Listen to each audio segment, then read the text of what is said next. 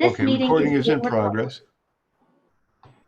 So hopefully Barbara will come on and we'll just get, I've got the website open, so if you have any questions about anything on that, I can, run through that.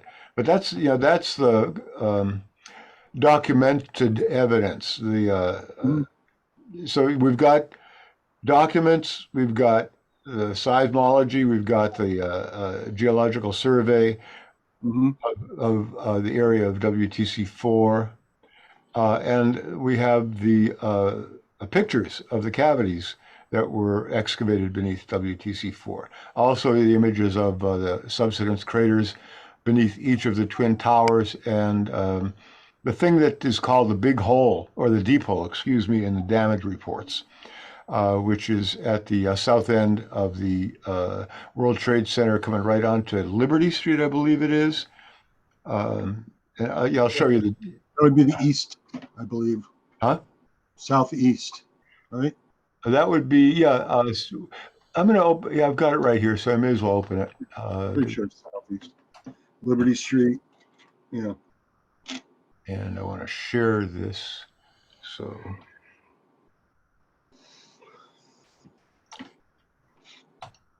and we'll keep the share screen. There we go. And we're looking at, all right. So we've got the 9/11 synthesis site up, or yeah. And, this would be the South Tower here. This would be this is the area of the deep hole. See where all this stuff is, and we'll look at it when they've done more excavation in this area here. They weren't doing much at this time.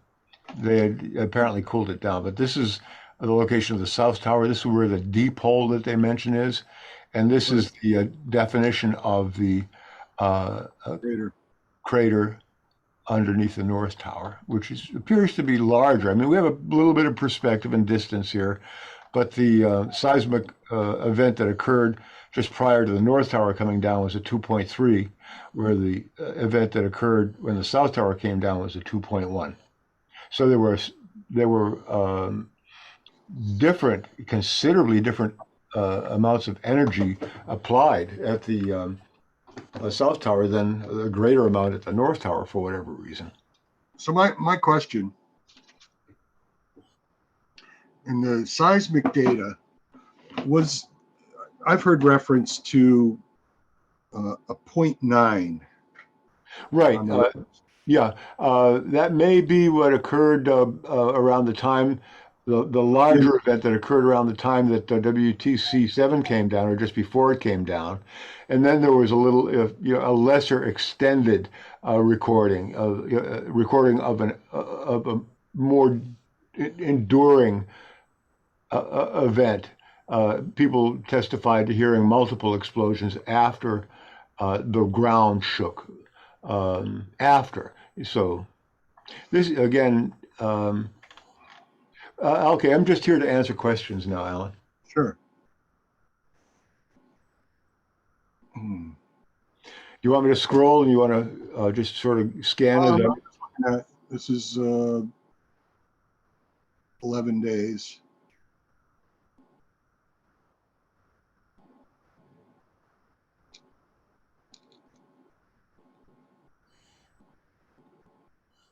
Up there, the south tube is up here.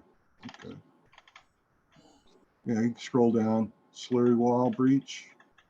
Yep, this is the breach in the slurry wall. Also notice that that the slurry wall goes down to the original bedrock surface. You can also notice that this was a part of the original bedrock surface. This hump over here. Right. A lot of questions. I don't understand is how come I'm also reading other places and descriptions of this, that the basement, level 6 in the basement, the floor was intact, when I can clearly see here it wasn't. Right. You hear there are a lot of people out there, not really, I don't know what their act is or whether you're getting their information, but yeah, people say that, but this is, ask questions. People have different ideas, and I look Yeah. at stuff. You know, If somebody told them that it was intact, and they just tell the story. right? And actually, it was in some of the data that I was looking at on the other. You know, it's like they never had access to the pictures or something. I don't Right. know. And building number 7 is still standing. Oh, Yeah. Yeah, it never came down.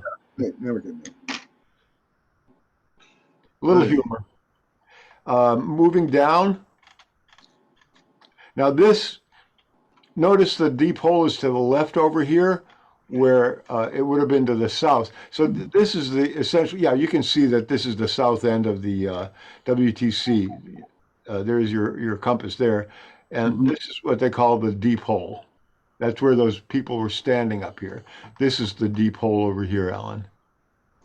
Oh, okay. And as we move further down, another damage report, but we won't go to that one now. We won't even go to my rendering right now, nor to Project Plowshare stuff, but to um, this detail. Whoops, Right. wait a minute. Oh, it's the one, okay, it's underneath. I have it on WTC4. We'll see the detail of that better because I didn't carry it over to here. This is the detail of, Okay. this is where that deep hole is. You know, this is where the South Tower is over here, where the cursor is. Right. And that's where that subsidence crater is, right over in this area here that I'm circling. But they didn't do the report for that side. What they did do, though, is show this detail over here, which is right inside of Liberty Street, just to the west. Right. I forget what the street was here. There used to be a street that ran through there that they still have recorded in this. But and that would be right in this area right over here. You notice that the reports are, I mean, there's that you can see that there's energy flow coming from this direction going in that direction. See the way that is all, you know, sort of sculpted out going in that direction. It stops there. It's like deep over here. Yeah. And then it comes up to the surface. Probably a lot of venting happening in that area. Yeah. Scroll up just a second so we can see the pink illustration for that elevation. And yeah, right there. This one? Yes. This is your comparison. Yep.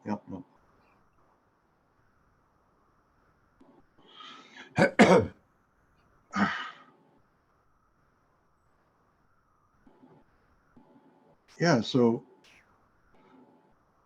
if the deep hole is underneath the footprint of WCTC2, it can't be that ditch or the valley. Well, the valley that existed before ran underneath Liberty Street over here. Yeah. But it could have gone down at an angle towards, like cut underneath and been joined. Once the thermal event happened beneath WTC2, the energy moved out in that direction, and then essentially with heat sculpted this area right here that was not anything like that before. I mean, it had a dead end. It was no dead end. It becomes a dead end the way that things are moved. It's weird, just really weird. I'd love to see more detailed reports of the geotechnical reports for the whole site. But that needs to be freedom of information because I've never found them anywhere. Yeah, I've in the past few years, since 2011 or so, 2014, I've found a whole bunch of. There was pretty much nothing before that I could find without the freedom of information. And this stuff here was amazingly available in the Geological Survey, which I didn't even notice the first time I looked at it.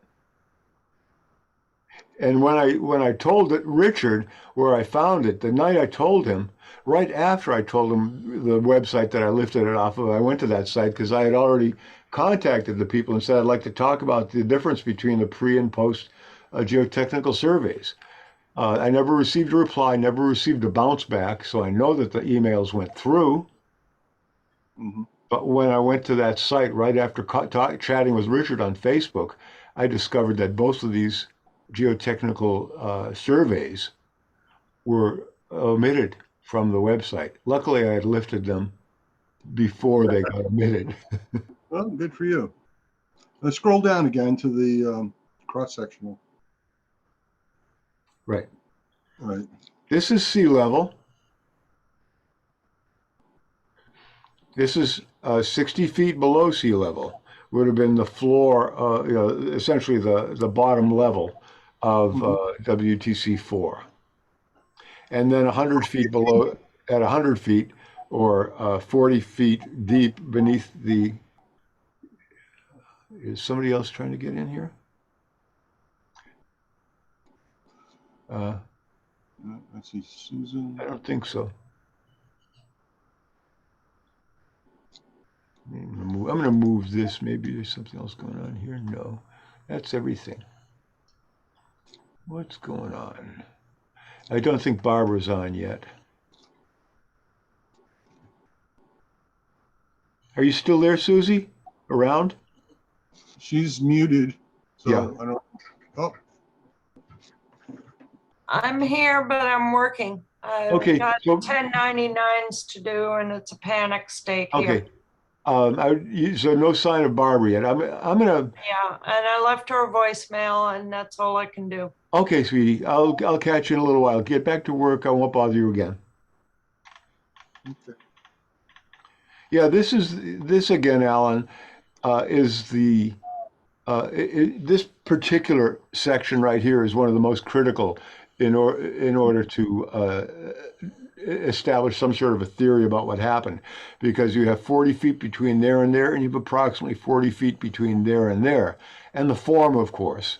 I mean, you have a thermonuclear event, and the heat radiates out radially from the center to the following the path of least resistance until it meets stuff that it no longer has enough heat to melt. So this now, the way you look, you see these openings in the where your cursor is. Yeah. How it's the darker red looks melted, like those pieces that were chipped away. Actually, the one on the left where was probably down to the grade line. It looks like it was heated enough to raise and pushed up. Yeah, that's called upheaval in a Upheaval, thermal. yep. Yeah, and And then this one on the right collapsed in. Right, that collapsed in because the material beneath it no longer supported it. It's interesting. I mean, it's fascinating. It's just gone, or it's just gone. Oh, they took this. This was similar. They had already chipped this away by the time the survey was taken. I'm surmising that this was a similar. I mean, looking at these original fracture lines where they worked down to. If you take these away, it would look very similarly over here, and you'd probably have similar things as far as overhangs. This is a really interesting detail, why it has that lift in it, but the things fracture in different ways. And depending on, it was not like it was not flawed or faulted in the first place. Oh, it's similar to this fracture on the left over here. At a little higher level, you see how it kind of does that. Yeah. Yep. You can see that this one rises and falls. So that was probably a pre-existing fault or a flaw in the rock. Yeah, and just maybe it was more molten above than below the shot, and that's what we're seeing here at these fractures. In my opinion, it's might line up with the center of the blast. So yeah, like right. Yeah, I mean, the shot point would have probably been right about here or a in this little one, lower. right where the point is. Yeah. And the shot point would probably have been right about here for this one. Why it resisted more and why it, again, probably very similar overhangs of bedrock existed, but were already chipped out by the time they had done this. I have found no other pictures other than the pictures of the.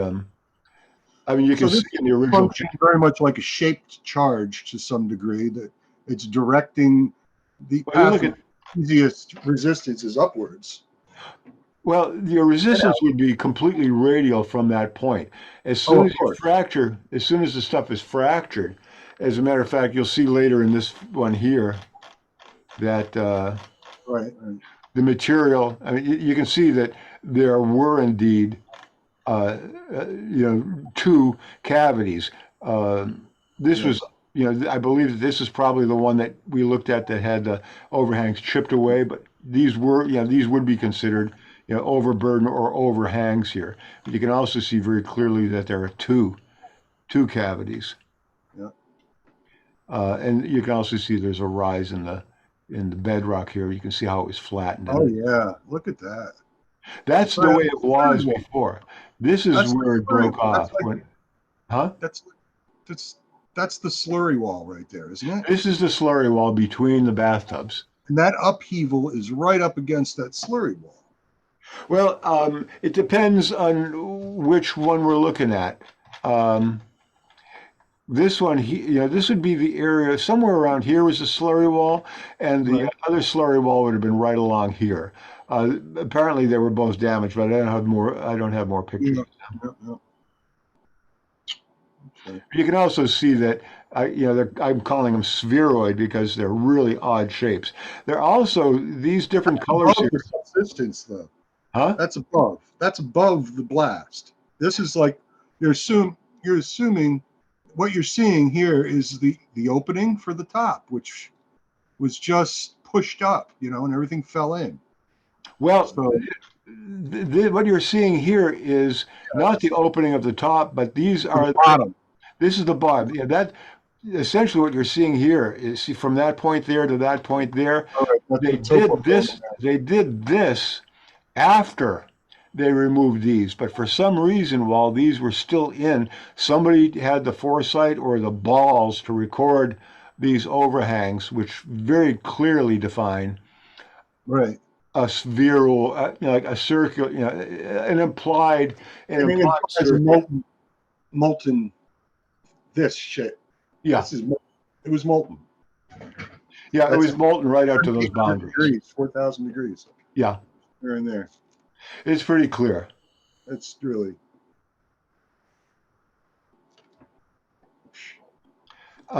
These different colors here are for, I believe that the red is schist borings. I believe that the blue might be pegmatite.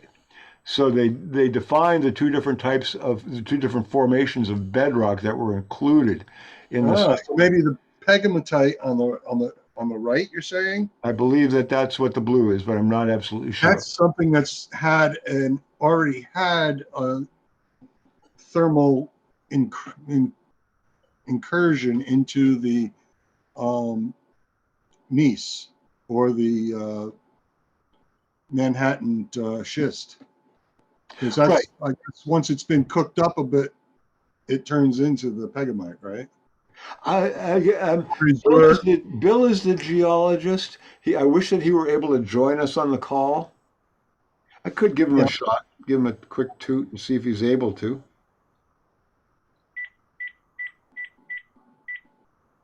But it was already known that there was pegamite on this site before, too. Right. Yeah. In the geological survey, they talk about the two forms of bedrock that were excavated down to. So maybe Bill will answer, maybe he won't. I have reached Bill Brandon at Nope. 9. He's not picking up right now. He's reluctant. He's sympathetic, though. He's a federal employee, and we don't want him to stick his neck out. We just want him to be honest about what he's seeing. Okay, scroll on down a little more. Okay. This is just a topography, a lesson in topography. It was just really interesting that I just got confused by that at first until I just okay. Richard Gage. Okay, let's look at the seismic evidence again. All right, this is before the first plane struck the first tower. Before. Right. So the event starts at 0. Well, there's noise floor, and this is a multiple. Okay. There's your multiple right there of 10. So they've increased this so that it's a more dramatic illustration. So this is what occurred before the first plane struck, according to the French guy and Richard Gage's presentation of the, Richard gave a great presentation of the seismology, the timing of it and how the NIST and FEMA coerced Columbia to change their data. Well, somebody gets their funding somewhere. Oh yeah.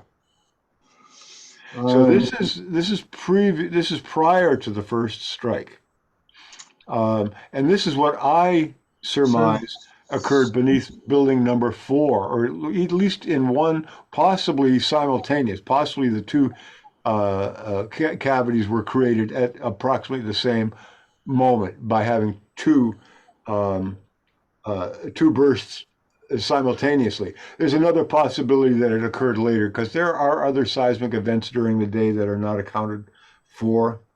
I haven't got them all down, but this occurred before the first plane struck.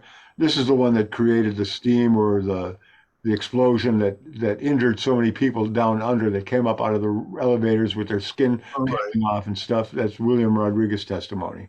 So this, I'm looking at the timestamp. Yeah. 2001, 254, 9/11, 01, 12, 46:30. 8:46:30. That's 4 hours difference between. I forget the route time. Where this is, the way they have international times. Oh, okay, gotcha. It's not Eastern Standard. This is Zulu or something. I don't know. it might be 4 hours off. Yeah, it's exactly 4 hours off. Yeah. Timing is everything. Yes. This is William Rodriguez testimony. Do you want to read that, or you've already? I'm familiar with it. Okay. And this is the sequence of excavation, starting with the dramatic. Boy, there's a lot of heat down there. I don't know that I'm looking at the site that we follow it with, but it's an indicator that there was an awful lot of heat down below. So that's just included. I can't tell you the exact location. You can see other buildings. That might be building number 6, still parts of it standing in the background. Mm-hmm. And again, the sequence of excavation, of cleaning out those two cavities, starting with this. This is pretty much what they found when they took off. They expanded that sucker a lot. What? They expanded those by taking over the overhangs. Oh, absolutely. In order to build, they had to take any loose material, any unsubstantial material away. They couldn't build on loose or sections of ledge of that size that were now sort of teetering. So they had to remove a lot of material. Come down a little bit further. I want to see that chipper on the left. This one here? Oh, Yeah. that's a core drill. You have an excavator there, a bucket, an excavator, and these are both core drilling. Well, down below the next one. Okay. So this is breaking away at the overhangs. Mm-hmm. Can we? Is this corresponding? Can we figure out which hole that is? Well, we can figure it out by here. Look at this pipe here, and I believe there may have been 2. But looking at that pipe, we'll see this in other images too. This steel pipe as we move through. Crazy.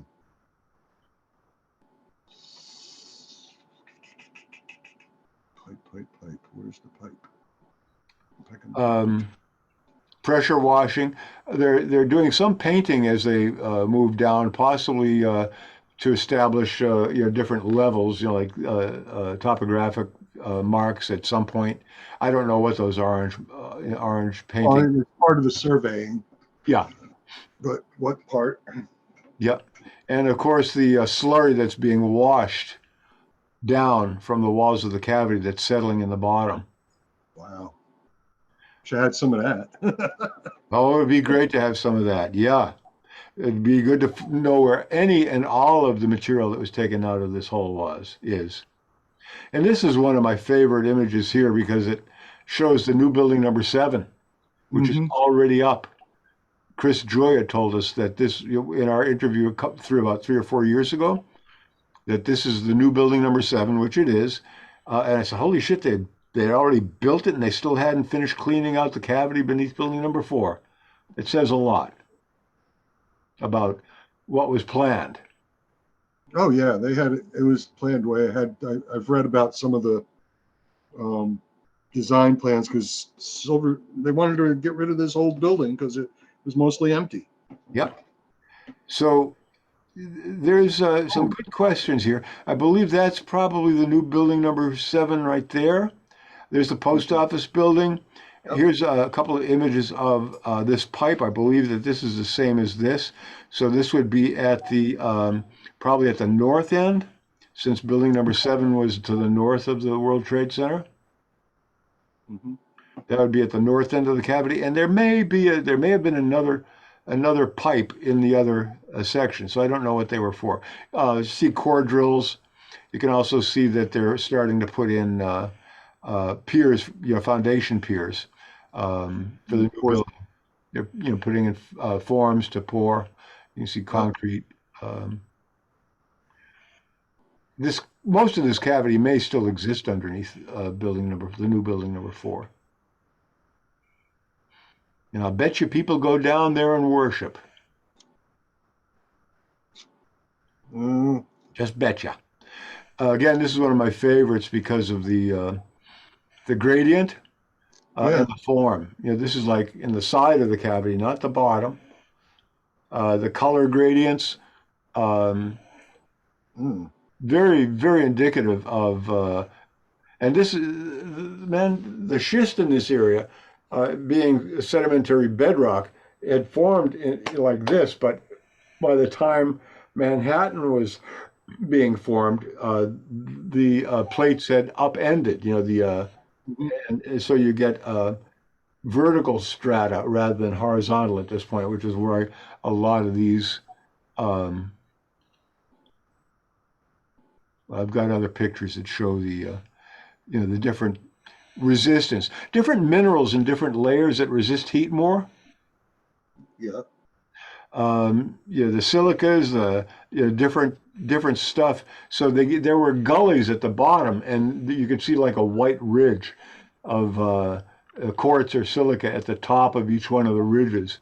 And I just looked at it. What's that about? It doesn't really imply any water flow but it does imply to me that there was heat and resistance to melting at those points. So good. Just getting more familiar with this. So this is beneath building number 4. I want to go back to ground zero again and just look through this. Again, this is the location of the South Tower. Okay. You can see by the size of these people that it's pretty substantial. Yeah. This guy up. And these this guys again. up here, and these guys down there. Yep, and this is what they call the deep hole in this damage report right here. So WTC2 and deep hole, WTC2 and deep hole over here. So we have a correlation or a just a lining up or a support for the something that shows what they show in the damage report. And these are my model. I made these animations to demonstrate what the effect of a thermonuclear event in bedrock, artist's interpretation or rendering of this may have been something like this may have happened.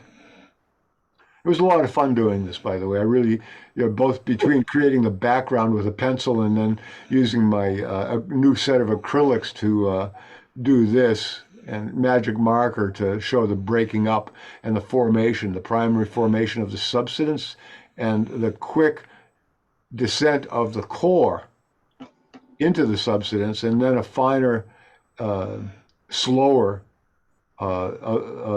animation of the dropping of the core into the subsidence and the consequences in the weakening or complete compromising of the fasteners between the core and the perimeter, where the floor trusses, which are in red, were attached. So the reason I think that they dropped it was because they needed to ensure that their Everything folded. explosive top-down demolition would blow the stuff away.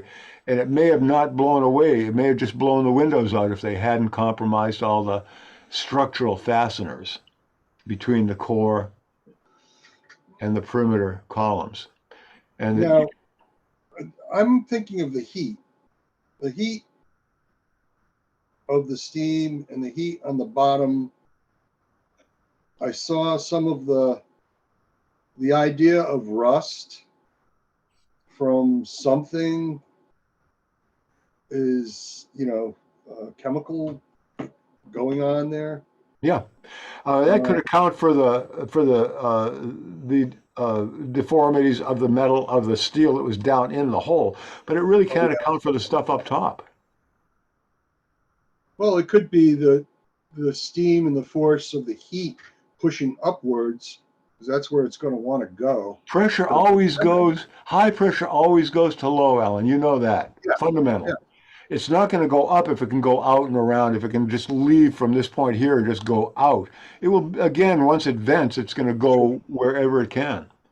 And there's all these floors in the way, and there's this elevator shaft in the way. This is not a straw that allows any pressure from down here to go up and then do a thing. Yep, exactly. It's not a straw. They specifically set it up so it wouldn't be for fire prevention, from my understanding. Well, not a pressure. I mean, when I said straw, not a pressure vessel. Yeah. Not something that could take an enormous amount of pressure and heat and channel it up to the top of the building and then suddenly allow it to do something else. No. I don't even think they have elevators that go all the way up to the top. Oh no, but the core did. I mean, the elevator are open. You can't even call them shafts. They're just openings between steel framing. They may have gypsum separating them for fire reasons, for fire containment reasons. But they're not pressure vessels, and they're not direct. They're meant to allow a car to pass up and down. Yeah, so they gotta, they can't be. Yeah, I understand what you're saying about the pressure.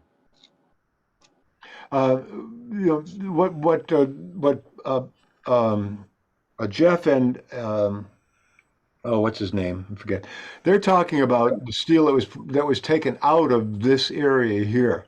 All this stuff here was blown all over Manhattan. Yeah, exactly. That's what I'm thinking.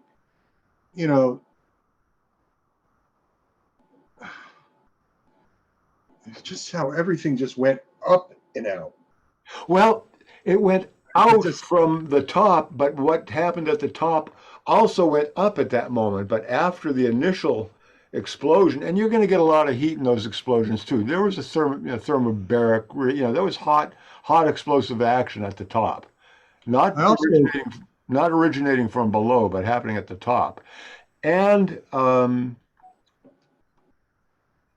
what happened below? I mean, looking at the images as the tower was coming down, and then those huge pyroclastic clouds that were rolling from the surface of the ground, not from up here, but as it came down, you had your flow coming out from the base of the towers. Yes. I still haven't found any of the videos that I was looking for from years ago. I had seen the videos taken from New Jersey of somebody was taking a tourist video just as the first plane hit, and you saw the smoke coming out from the bottom of the.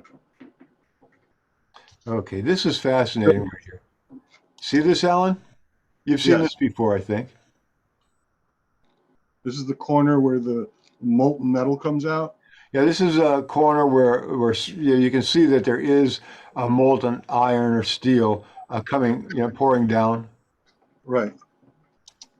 And I'm going to stop it and bring it back right, or Orange. stop it right at the point that, now look right here.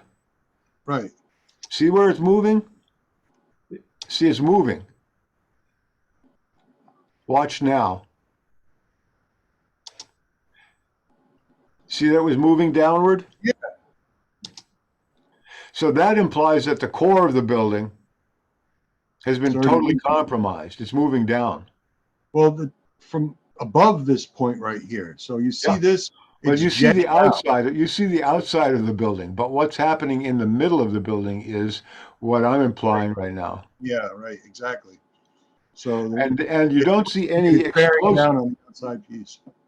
and you don't see any explosive activity. Well, you do see a Stop it. pressure kind of this flame. The flames are being Here's- pushed out of the building. Yeah, you can see smoke and flames coming out, but not until now. The building's in motion now, or the core is now in motion. And now is when the explosive stuff starts. Mm-hmm. Yeah. Now looking at it from this point, yeah, you see the debris coming outward. That And very you well. can see it. You can see everything starting to buckle at this point too. Yeah. You can see there's like buckling happening right over here with the surface piece, the aluminum on the surface. You can see that the sides are being drawn in. The perimeter columns are actually being drawn in. Notice that. Yep. See how they're being pulled in over Yeah, here. I see that. I see that And on the over right here? too. So that panel. implies that the core is going down and pulling the perimeter in, in and down. But that's when the explosive demolition the explosive top down demolition starts. I'll let it run for a second just so we can view it. They might pull back and show the whole thing. Yeah, there it goes. See, you're still Oh, not yeah. getting that. You're still not then you're getting still- a blow up. It's still blowing out from the sides, but do you understand? Yeah, There's some- the piece up here hasn't fallen yet. Where we just saw it start to fall, that is weird. Well, it's the way it is, and it's indicative. It's indicative, Yeah. and let it go. Oh, Also, now it's we coming continue to in. notice that there wasn't a lot of pyroclastic activity at the top going up at this point. No. It's all coming down now. Yeah, Got a little there's smoke. some here, a combination of smoke and pyroclastic stuff from the explosive, but not what I consider to be a nuclear event up top. No, I don't see that. And we'll let it go. Now we'll watch the pyroclastic clouds from below as the debris starts to hit the ground. See, okay, now these are coming from below, Alan. See all this Right. stuff here? Yep. That's the stuff that is pyroclastic flow. It's heat and it's rising, it's rolling Yeah. away. Huh? Yep. Like a volcano. Like a volcano. Not from the top, from the bottom. Yep. So You're right. this is 9/11 synthesis in a nutshell. And it isn't, the pyroclastic stuff doesn't come until the building already is opening up Right. and collapsing. So then it's sealing itself at the same time. So yeah, it makes sense. It makes sense. Here's a very short video clip of the same thing. Somebody did this, and you can see that they also did how the pulling in. Oh darn, that stupid. My trackpad battery just died. Okay, I do have a mouse here, but you can see that these illustrate that it being pulled in. You can there's a very good moment here. That moment when it starts to slip and these are being pulled in. Really a Now, good what indicator. core is that? Do we know what floor or approximately? Or- I don't. I never really paid attention to whatever floors this included. All right. But it's in the area where the plane struck. There was damage. Now, from what I understand, those floors where the planes did strike were supposedly emptied and cleared out, for some reason. They were Yeah, just I've nothing. heard that too. Yep. So people could go and come and work in there and do whatever. And it just seems to be where there's a major separation between the top and the main structure, and things start. Yeah. I Right. see. And this is the only place that they would have had access since those Mhm. floors were not occupied. This was the only floors that they would have had access Okay. to the outside, to the perimeter structure, so they'd be able to set incendiaries like thermite, nanothermite to sever the columns. This is one of the, along with the hat truss, this corner here, that's pretty much major solid steel, most of it underneath the aluminum here. That's Yes. one of the strongest parts of the building. Wow. Okay, I'm gonna close this one now. And as you see, as the building starts moving, you see it pushing black smoke out the sides, jetting out. Yep, just a little bit. So it is acting a little bit like a bellows, and there is more smoke being ejected, but it's not explosive yet. No, it's right. Although you do see the ejection right down in this area right here, that's Yep. still not explosive. No, that's what I'm looking at. Ejection there. Okay.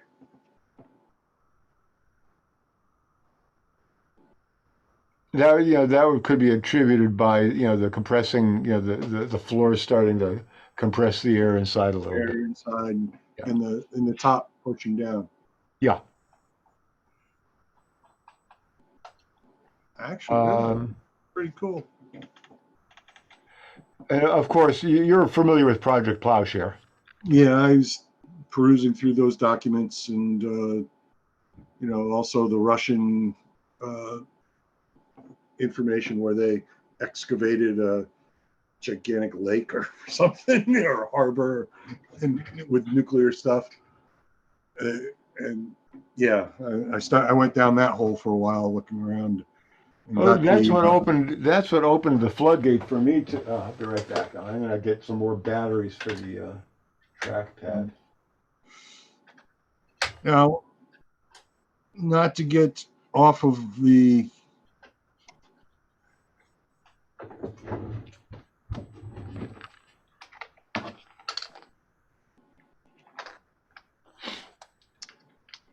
one of the things that I found interesting with some of the information that was presented with. I'm gonna stop share for a minute and see if Okay, see if it we're still reset. we're still the only three on this right now. Barbara hasn't joined us yet. Right. So the I'm gonna go back to share screen. helicopter video footage. Right, that Jeff was talking about. Yeah, all those artifacts. Yeah. Yeah, that's indicative of some nuclear stuff going on for sure. Yeah. And that was probably the closest camera to the whole event, was the helicopter. Mm-hmm. And so that would, and I guess it wasn't until the building started separating that interference really started getting intense, and it put the flashing artifacts quite clearly on. It really looked like snow, from an old TV antenna type thing or something. Right. But those are artifacts from are they gamma? Some radiological disturbance. Something. I'd have to look it up. Oh boy. Fascinating stuff, Alan. Yeah, it is. There's Wish still that some Barbara question. were on. The what? Wish that Barbara Honegger had made the call. She was the one that pretty much called for this call tonight. Okay. She asked to do it tonight, so I'm disappointed that she didn't make it. Well, maybe something came up. But we can, that we're able to get more familiar with the work here is good. There we go.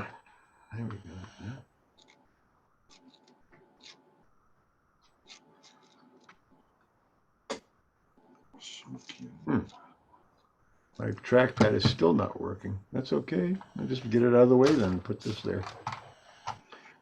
Yeah. I was reading more about the new era nuclear weapons. The dial-a-bomb or whatever. Or dial-a-yield, right. That's in here somewhere. Or it's in Project Plowshare, they talk about that. Yes. A few places they talk about it. Yeah. I was looking more, the W-70s and W-79 bombs and all these things that were designed for a projectile but then they could be put in a little suitcase, That it was just. Have you ever seen this?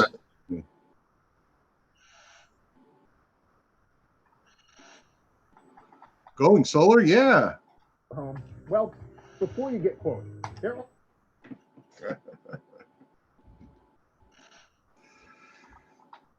Prelinger, San Francisco.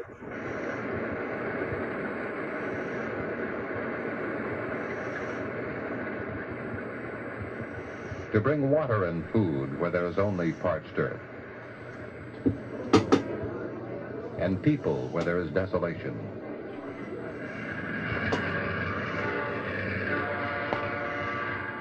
To bring freedom of movement where there are imposing barriers, and commerce where nature has decreed there will be isolation.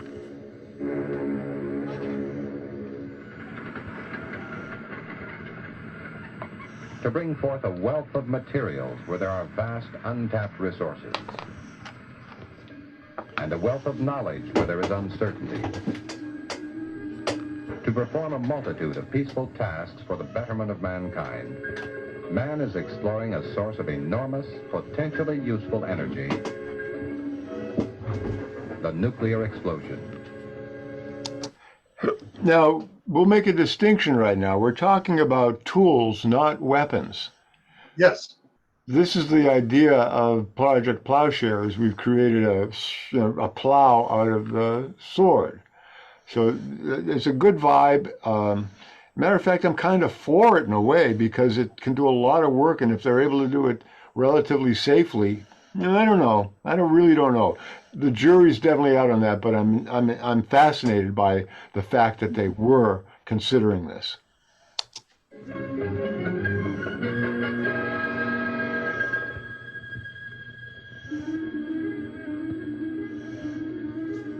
He sees the potentials and he sees the problems. To investigate Potential and problems. both and to develop the technology that will turn potentials into realities. The United States. And now we can see the pyroclastic flow, similar to what we saw beneath the towers and around building number 7 when it came down. Yeah. Is conducting for the benefit of all nations a program it calls Plowshare.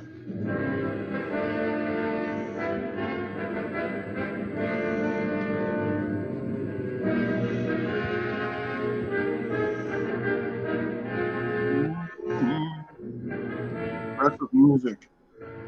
Yeah. This scene of preparation for a peaceful nuclear explosion is at an experimental site. Tomorrow, when the potential of nuclear... Yeah, they put one of those drills in the basement. The Yep. scene will move to the site for a new harbor, canal... Not that big in diameter either, Alan. I know, this is gigantic. 18, 24 inches. Storage basin, or Yeah, so what a new underground... funny, it looks like that pipe we saw next to the, It does kind of look like that pipe we saw, doesn't it? and I'm like, oh, no, that's not it, though. Probably not. I do not think they're using this technology. I think they're using more modern Well, portable thing. this was the grandfather of the technology that Yeah, this is that they used 50, here. right? It could have been like 8 inches in diameter, for God's sake. Well, from what I understand, you just have to ignite the deuterium with a small primary fission, and then you get fusion. And they talk about I forget which gas it is right now, but injecting only a certain amount of gas into the reaction chamber limits the energy that can be produced. Or That's in the xenon. that's in the dial-a-yield technology that they were using back then. Trying to think.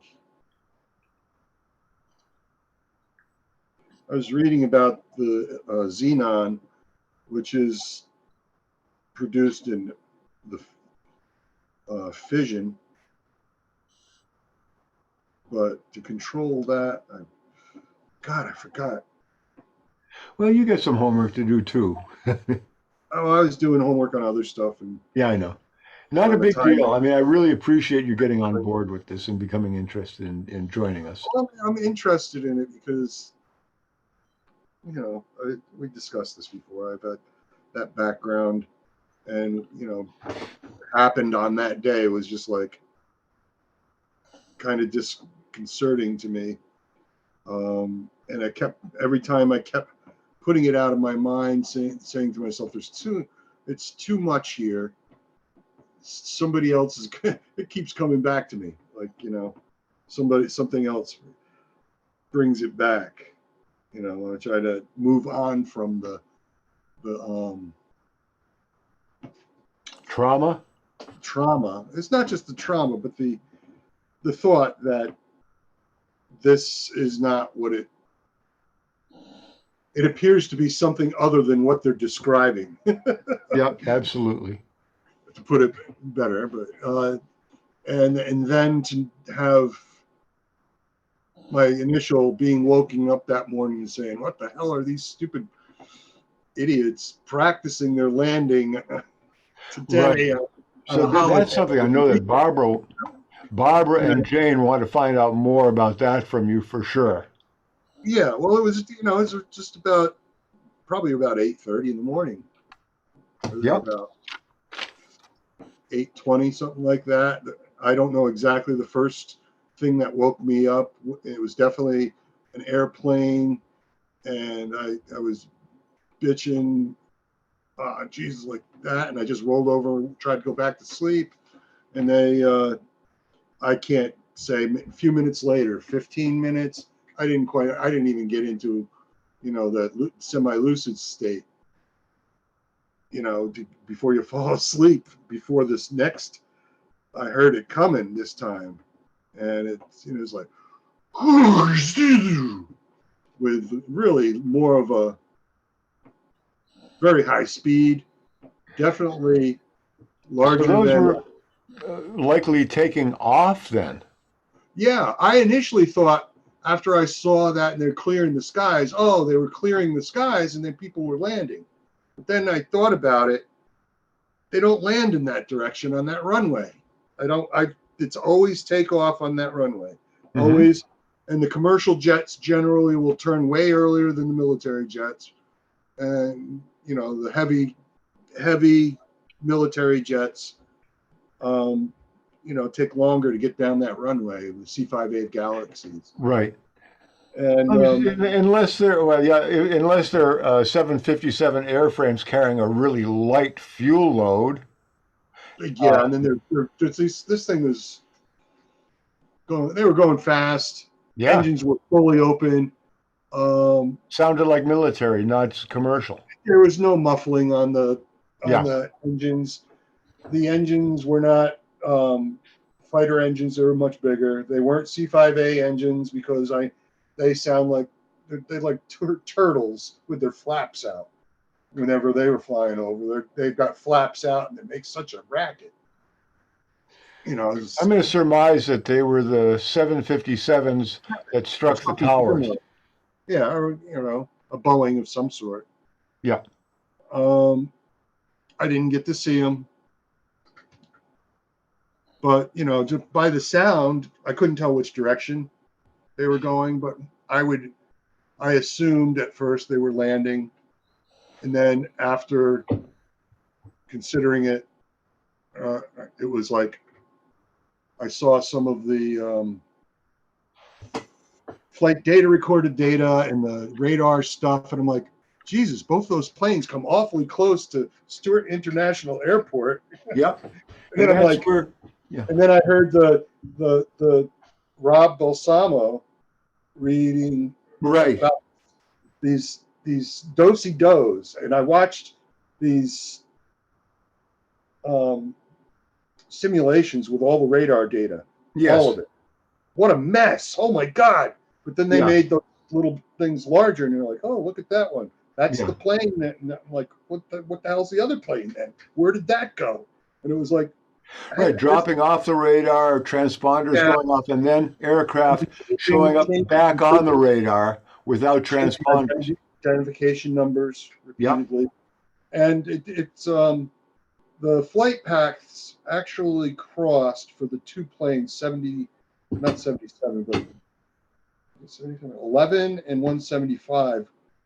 They were within 10 miles of each other, Right. Right. You know, next to in visual contact at right angles, just to the east of the Hudson River, just a little north of West Point, and just right a few miles from Stewart Air Force Base. Yep. Yep. And I'm like, okay, you know, they with all the fake radar stuff, and then some radars, they're looking on one type of radar and it's not there, but then they're looking at some other radar, and then they're looking at their transponders are off, but this one radar shows them, and the other radar doesn't show them at all. And I'm like, Is this exercise or real world? exactly. And that's what I was watching that today just to refresh my memory on some of that stuff.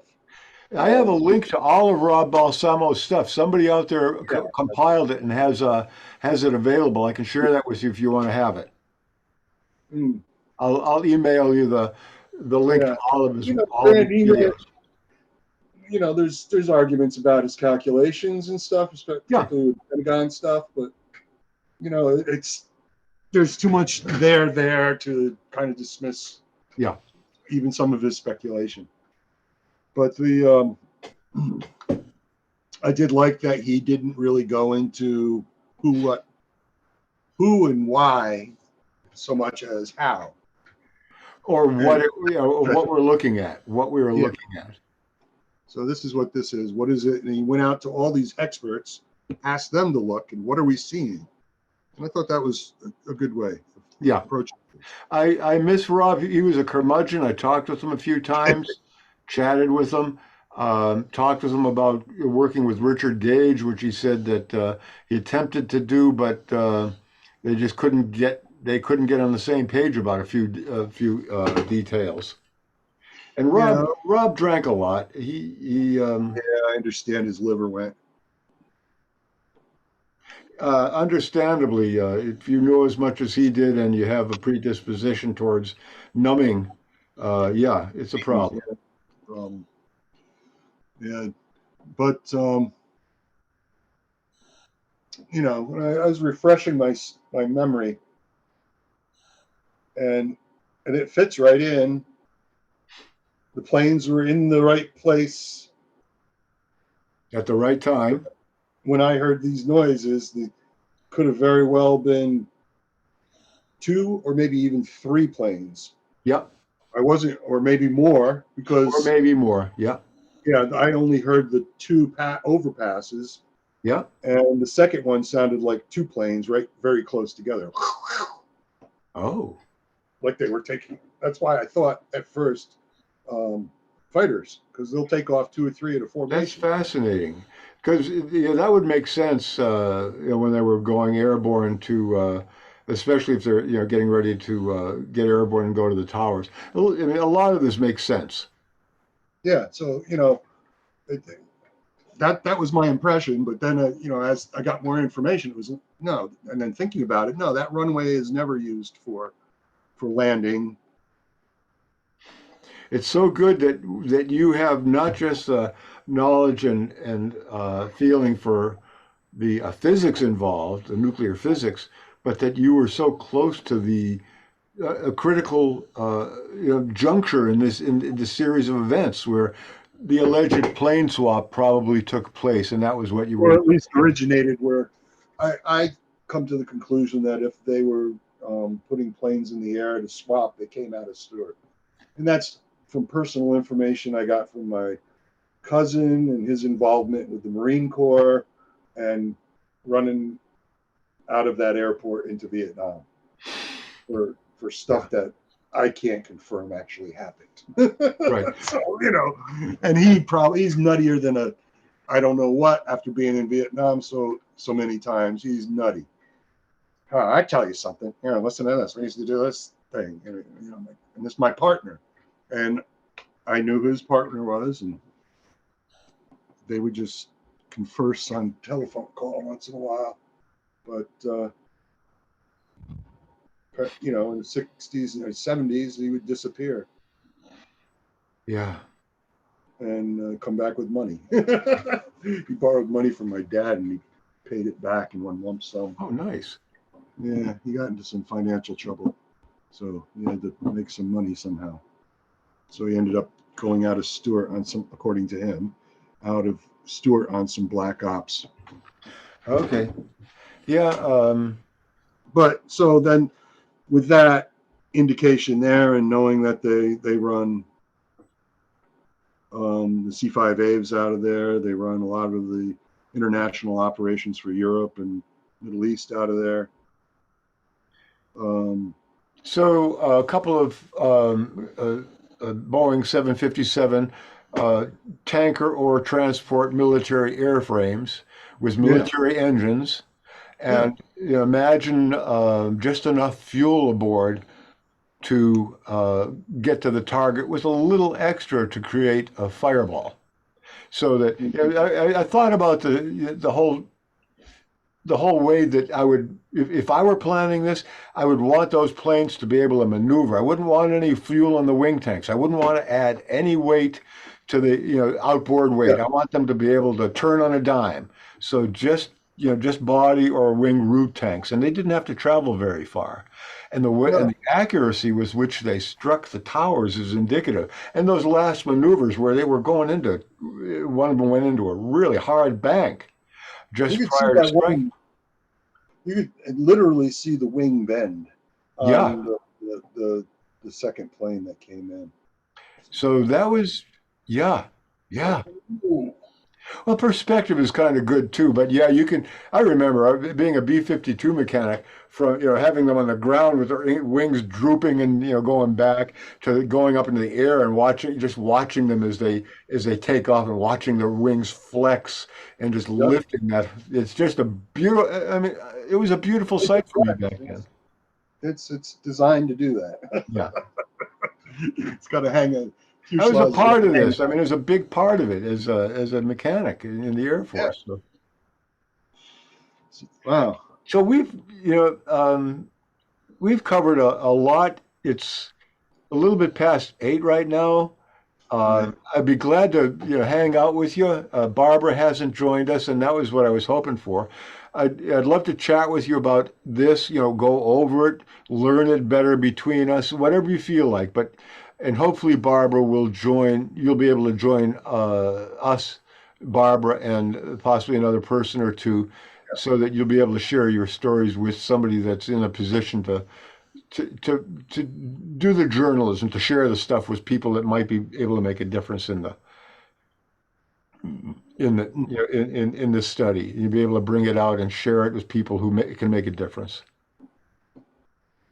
Yeah, I was hoping so that she would be here also, but I've got her phone number and I could call her directly.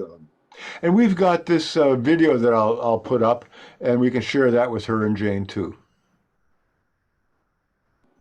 That's fine with me. It's interesting. that all these people are still interested. And, Well, these are people involved with the Lawyers Committee. Barbara is now, from what I understand, the chief executive officer of the Lawyers Committee.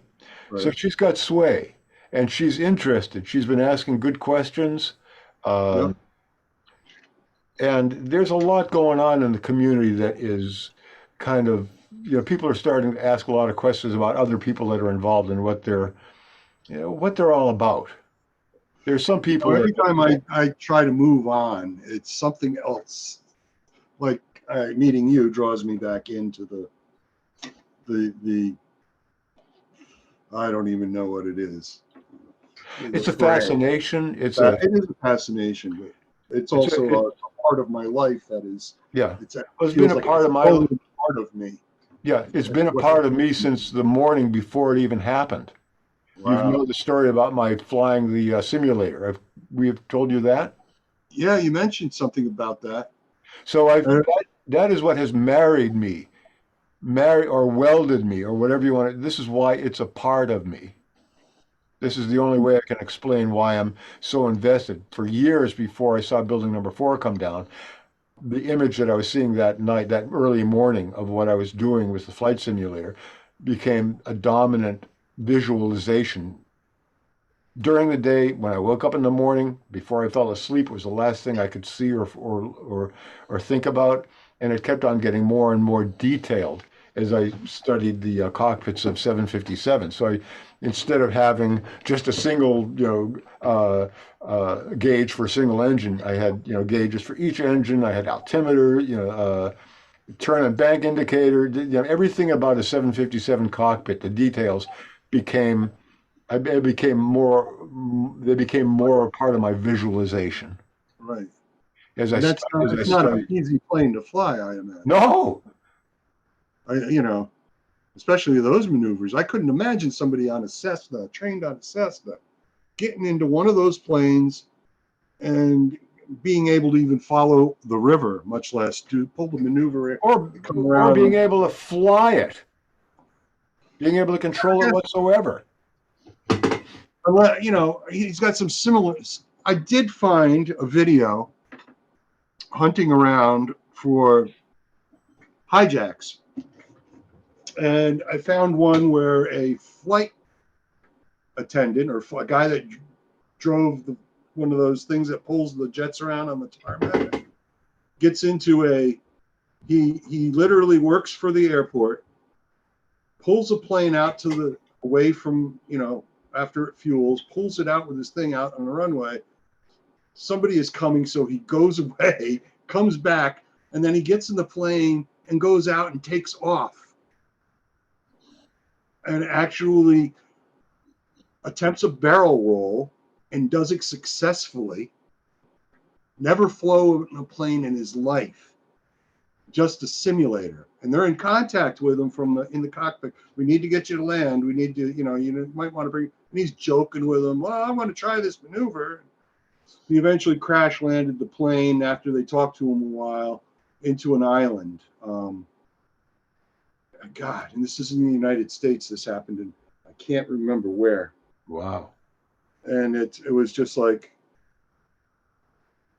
nobody got hurt because he crashed the plane into, I think it was up near Vancouver, might have been in Washington. And I was like, what the heck? How did he just jump in there and go? He said he's got lots of hours on a simulator game program with that airplane. And I'm like, well, I got to change my mind then. The guy kept it in the air. He took it off, got it off the ground, pulled a crazy maneuver and didn't hit the ground. And it's crazy. And they put his flight path in a simulator for the video. A barrel roll where he just turns the thing upside down and then comes around again. So he's It kind of comes like this. yeah. But when he got up to the top, it happened real quick. Come around, so it was a little lopsided coming around. Okay. He made it. And I was like, how the heck do you pull that? He goes, I always wanted to try this, and he did it. And it in real life, they had the the actual audio matched up with a simulator. And I was like, Amazing. that's insane. That So blows it my kind of mind. changed my perspective on somebody just jumping in a plane and taking off. Doesn't mean Yeah, that but he was familiar with the controls. He was familiar with the simulator feel. But doesn't mean that these guys flew an airplane into a building. The only thing that I've, the hijackers, were they hijackers? Did they just take those planes down when they swapped them and there's somewhere else? We don't know. The other thing is the remains, human remains. That to me is a little bit that they were able to identify all these people and find it. I'm kind of Well, that's hearsay. curious. Yeah, well, it's true because I don't know of anybody, but then I don't know anybody that was killed and or their families got their remains or didn't get remains or Or allegedly killed. allegedly were giving alleged remains. Could have been did they take it to somebody to have the DNA analysis or did they just accept the word of the people and take the remains and dispose of them or I don't know. And it's It's crazy. that's one of the only things that kind of bugs me out because there were people that have seen this and I've seen interviews with responders that were there, but In New York. how do you determine between the victims who were on site and the ones that were alleged to be in the plane? Except that we didn't find his remains, but we found his unburned passport Right. 3 blocks away. And then I did find out that last year or in 2020 they found a piece of a piece of landing gear in an alley.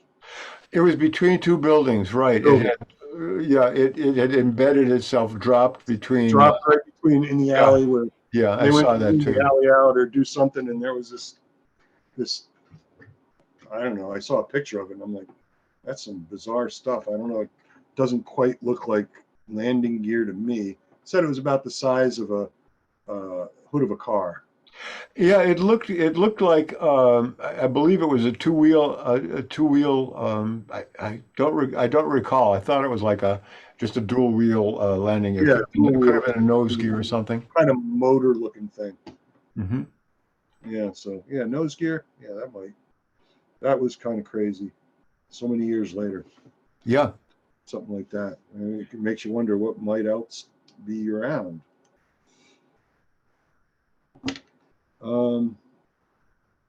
I got nothing. I'm pretty well clear too.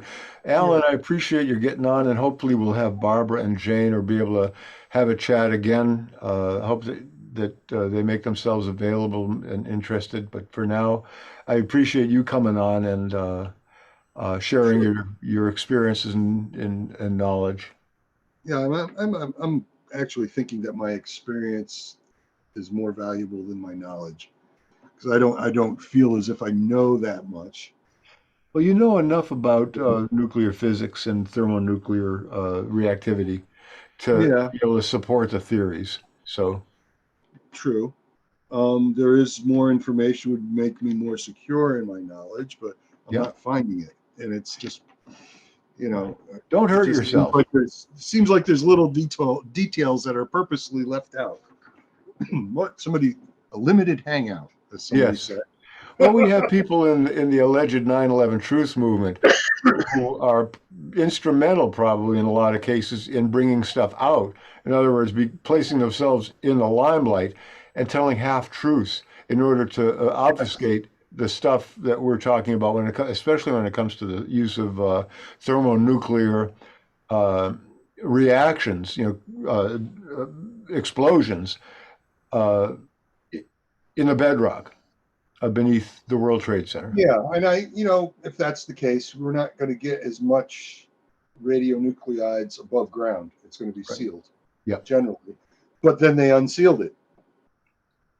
Well, depending on what the stuff was and where they brought it and who How tested, quickly and also the thing the about, half-life is. right, the half-life, exactly. When you start, because when you start looking at the new modern nuclear devices, you're talking more about a hybrid explosion where you're using that very small uh, fission splitting to get the Chain. particle to Yep.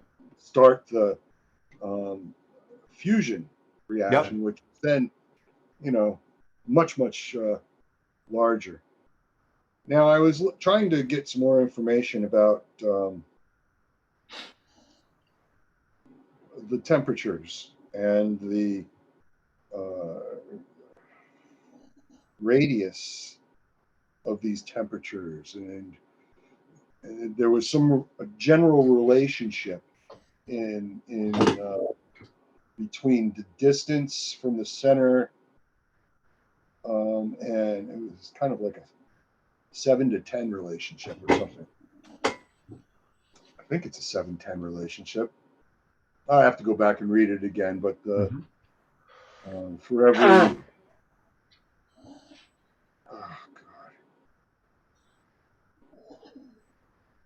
I'm going to have to go and look at it again. But Okay.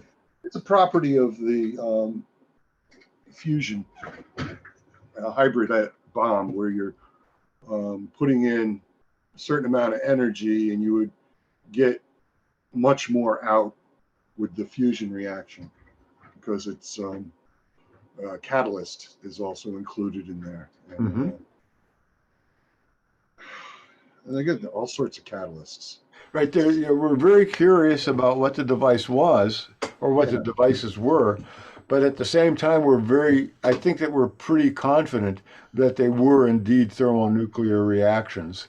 And I'm pretty confident that there was something in there that created a tremendous amount of heat.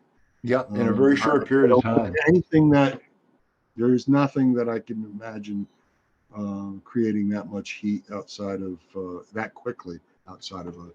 And from a place where, and looking at the, after watching the underground nuclear testing videos and watching Project Plowshare, the formation of, fracking and the formation of subsidences, being able to contain this thing pretty much totally underground and forming literally forming a sphere in the ground and being able to get into that and do excavation if you wanted to. I got a few pictures that that were deep enough that they didn't create a chimney. So the depth of charge and the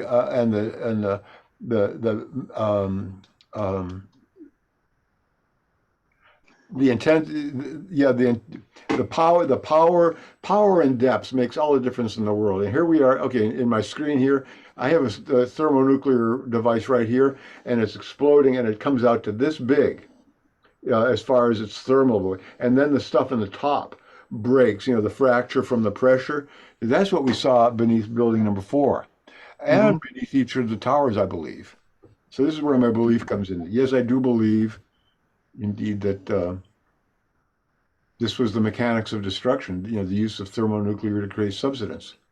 So one of the issues with with the neutrons is that they're a heavy particle. Yeah. And while that may account for the burns and such in the proximity in the basement, they don't travel very far. those burns could very well have been steam scalds. Steam scalds, right? True. So the descriptions that we've heard over the years, people were burned from the explosion. Why don't we take? Yeah, their skin was coming off. It was 2nd-degree burns. They lived through it. Their skin was coming off. It was like dropping a lobster in a pot. Ugh. You were a vegetarian? Oh, no, I just imagined a screaming lobster. Oh, sorry. Yeah. Yeah. And people coming up out of the basement levels with their skin peeling off. And the people that didn't come up, that were killed at that moment from this thermal being enveloped in high pressure and high temperature steam. Yeah. And maybe radiation at that point too, down in the lower parts. Now that's one of the things I'm considering here, because most radiation, like X-rays, like neutrons, concrete stops it. Yeah, a couple of feet of concrete will stop it. Yeah. Although EMF. there would be gas, there could be gases, radioactive gases. Exactly. Vapors venting. If it was fission, it would be xenon, and that would vent out to the upper atmosphere, and then just after a few weeks, be There'd be out. no trace of it, really. Like Fukushima. Yeah. When that thing went off, I was able to get a hold of some RadNet data, the radiation network that's kind of nationwide here in the United States. USGS, I think, I forgot who runs it. It was USGS as well. And somebody had deposited all the data on a server called Zardoz. It's an old movie with Sean Connery. Oh, right. About a post-apocalyptic world. Yeah. And so somebody with a sense of humor inside put all this data about Fukushima from RadNet on this server, and you could get it would give you a map, and with the different points of where the sensors are, and we got like radiation in the United States from Fukushima. I mean, the whole northern hemisphere was blanketed in xenon, and they showed it in color, of all this particles that they were sifting out of the air, and it was like really one of the more interesting things. And I expected that those things were online on 9/11, and that there would be some sort of, but nothing. I've seen nothing. And doesn't mean it's not there. It might mean Right. take another 10 years before something materializes. And that's protecting my sanity, was pulling out of the fray of doing the deep dives into the data and saying, where is this? And keep looking. I stopped looking, and then things just kind of came to me. That's kind of like what happened when I discovered the geotechnical surveys. Yeah. I had seen them before. They were in the document that I had scanned. I'd looked at the geotechnical or the geological report, and I saw these two technical drawings, like different colors. I didn't even associate them the first time I saw them. It took 2 or 3 years, and it was like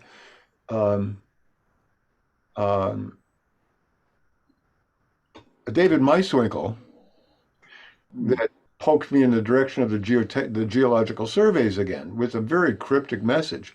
And that time I looked up Ms. Moss. He said, you want to know where it is?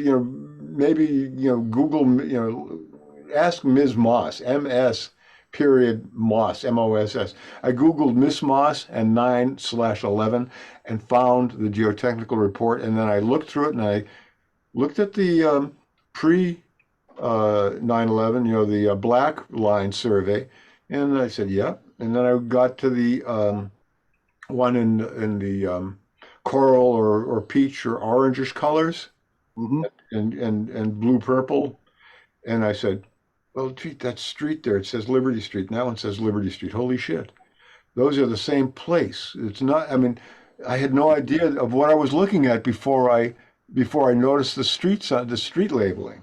And then I said, that's when Susan thought I was going to flip. I mean, I thought I was going to, my head was about ready to blow off. That was about 5 years ago. 4 or 5 years ago, something like that now. Mm. So yeah, process of discovery, being poked and prodded and being curious and feeling a part of it and really wanting to get to the bottom of it, it's all there. I had some discussions when I was in Cornell at the time, 2002, I was hired. I was there for a couple of years, not that long really, but a lot of time in tunnels underground, in the dark, all random times of the day and night. Turn the machine on, they don't turn it off. Once the machine would start, it goes every day, 24/7, until they're done with their scheduled runs, and then they take it down for maintenance. So, Wow. It's Yeah. amazing having someone like you involved in this discussion.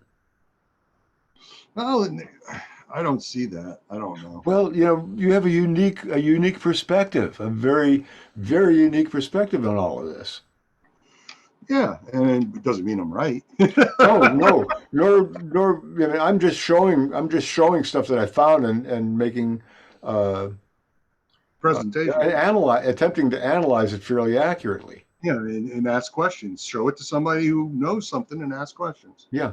And I started doing that, and I might have gotten myself in trouble at work. At Cornell, they hire. There were quite a few older fellows, in my age group that were working there since the 80s, and they had come out of, some of them were in the Air Force and doing like, they'd go in the air for days, just they wouldn't land. They'd have to do everything, live in the plane while they're doing these flights around the world. Yeah. For spy plane stuff. So Yep. I would, with spy plane techs and, or engineer and a pilot, that are retired and working there. And in 2004, we had somebody come in from, and I was a little bit vocal about my opinion, and I had gotten that presentation from an interesting thing here also is the Council on Foreign Relations at that time, 2004. He was telling me in this presentation about the it was all in the context of the research money that was supposed to be coming to our lab was redirected. Lawrence Livermore. And he gave the presentation on the what they proposed was reanalyzing all the data from the Lawrence Livermore desert shots and going back and taking the photographs and all the data, reanalyzing it for more accuracy because they have better ways and methods and sources. They have the source data and better methods. But it ended up funding the start of this ignition lab, and that. But they wanted to make bunker busters, is what the tale was. And he was throwing it all in Dick Cheney's lap at the presentation.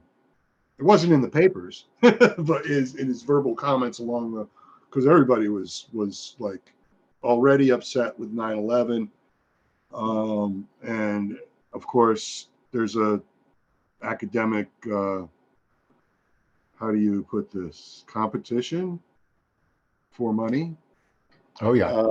And you've got a lot of folks that want to do peaceful research and hate Lawrence Livermore and certain scientists who are doing this stuff. I mean, literally gasping at the information they're being given about the money's going to do this, and they're like,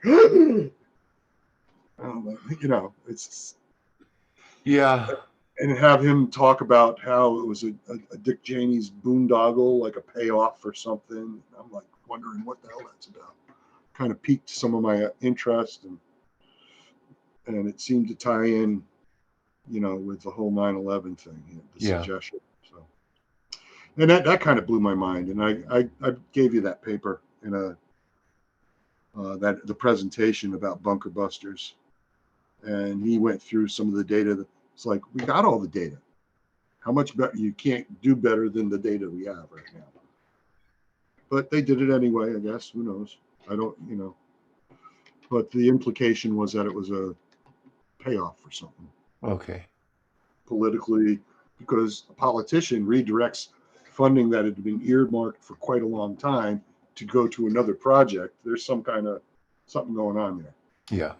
It's not a real normal thing.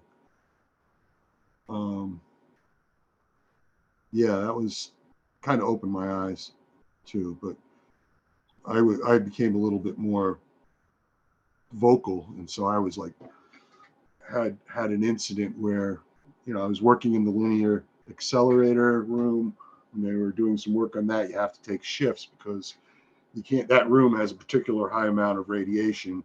You know, once you start doing the producing charged particles and radionuclides, when you start impinging X-rays off of non-nuclear metals, especially transition metals and things like that, you start altering them, and they can go to a different energy level, Right. and become radioactive. Yeah. So there's radiation. Things are made radioactive by, you know, just being near the radiation, because Got it. that energy is acting on that element. So you'd have to, some of the things you would, the aluminum for some reason, whether it was because of the impurities in it, you had to be worried about, I guess it's cobalt, a radioactive isotope of cobalt that has like a few week half-life. And so they have to, during the first 2 or 3 weeks of shutdown in the machine, you know, you don't go in for very long.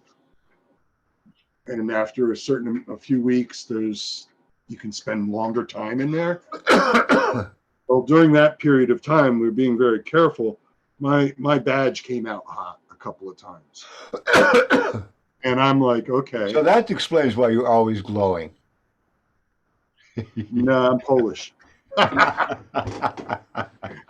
And yeah, I got pink skin. It's translucent. You kind of see through it. Okay. The Polish skin, I guess. No, it's the no, I got hot badge, and they kept me out of my last 2 months of employment. I was, you know, and because I was a little vocal speaking about my belief that that was a controlled demolition. Oh, 9/11. Yeah. Yeah. I also kind of teed off this one guy, and I started getting crazy glares from this new hire fresh out of the service, and more than likely in some nuclear capacity, probably Navy ship or something. And I got glares from him all the time. And after that, by speaking out and stuff like that, my badge came up hot. Yeah. He could have put it somewhere. I really don't think that I was overexposed. You think it was a political thing? I think maybe it was, and he wanted to get me out of there. And of course, I had at that time was requesting time off to get some surgery on my knee. So they might have just said, "Oh well, you know, he's going for surgery anyway. Might as well just lay him off." I don't know. And they didn't get the money for the next project, so there was no job for me, quite honestly, at that point, primary job. And they wanted me to do some other stuff with the machine. They needed to pull cables and all this stuff I couldn't do because of my knee and my back. So that guy also got an attitude because I was given some desk assignments, and he was given some physical work, and he wasn't very happy about it. So I don't know whether it was what I said or he wasn't happy about my accommodations able to get. I don't know. So I don't want to put any speculation further than, yeah, it was just weird the way the end of that went down. But yeah, I at least got some information.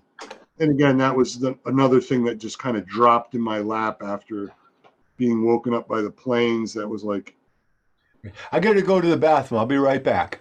well, I'll tell you what, Lawrence, let's call this a night. Okay. All right. I have a call that came in. I got a message on the phone that There's an elderly folk that I give a ride to most evenings around 8. Nice, nice. Older fellow, and give him a ride, and he gave me a message. He wants to get a ride, so might be a good time to call it.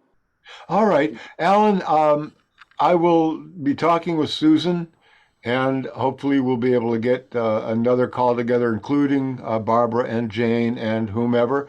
But for now, we do have a good recording of tonight, which is pretty inclusive. And I will, as soon as that downloads, I'll upload it to our YouTube channel and share it with Jane and Barbara and Susan. All right. Well, I hope it didn't meander. And, Everything helps. Every little bit helps. you know, I did do a lot of recollection about that. To try and recall. It's hard to forget. So, you know. Oh, absolutely. It's burned into our memories. It's Yeah. part, it's And a part of the us. funny thing is that other people have stuff burned into their memories that's just doesn't really make sense to me. Yeah. So, you know, and I don't Well, like that was arguing. the whole thing about that was the design of the event, was to burn Exactly. burn the shock and awe. You know, the shock and awe burns the event, and then the rhetoric, the myth. Yes, it's created Yes. instantly. Yeah. It was created in real time. Oh, it was created well before that. Then there was actually some cutouts, I think, on the ground downtown, talking to news and stuff, you know. So,